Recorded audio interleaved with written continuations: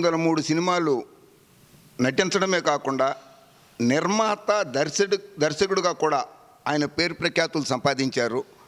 అటువంటి అన్ని వైవిధ్యమైనటువంటి పాత్రల్ని పోషించినటువంటి సినీ నటుడు భారతదేశంలోనే లేడు.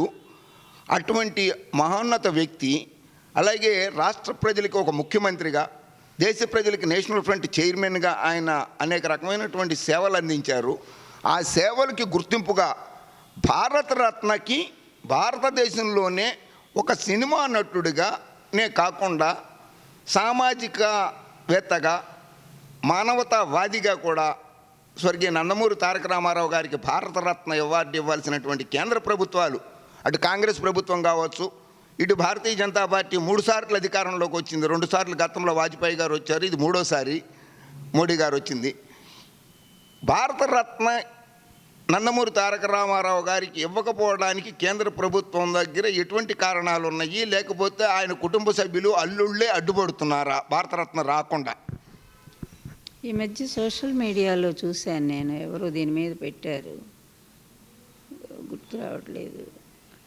ఎన్టీఆర్ గారికి భారతరత్న ఎందుకు ఇవ్వట్లేదంటే ఎన్టీఆర్ వైఫ్ తీసుకుంటుందనే కారణంతోనే కుటుంబ సభ్యులు అడ్డుపడ్డారనేటువంటి విషయాన్ని నేను కూడా చదివాను. నేను ఇదైతే 100% కరెక్ట్. ఎందుకంటే ఒక కింగ్ మేకర్గా మరి 3 గవర్నమెంట్లు తన చేతిలో పెట్టుకుని, గుప్పెట్లో పెట్టుకొని ఆడించినటువంటి చంద్రబాబు నాయుడు గుజరాల్ని తనే తెచ్చానని తనే చెప్పుకుంటున్నాడు ఇప్పుడు కూడా.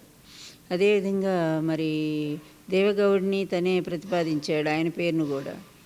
ఆ తర్వాత వాజ్పేయి గారు, ఈయన మాట నమ్మి 1 సంవత్సరం ఎలక్షన్స్ ముందుకు కూడా జరపడం జరిగింది. వాజ్పేయి గారు ఓడిపోవటం జరిగింది.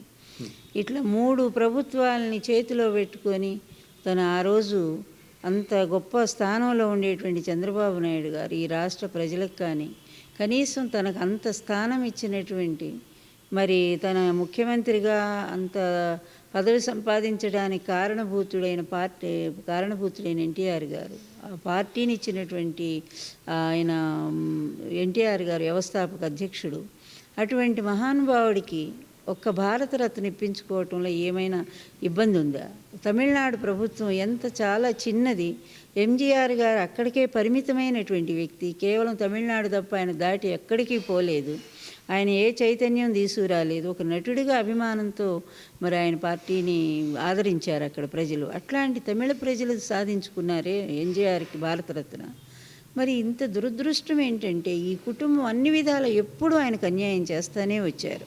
telugupopular.com ప్రేక్షకులకు నమస్కారం తెలియజేస్తూ telugupopular.com సబ్స్క్రైబ్ చేయండి.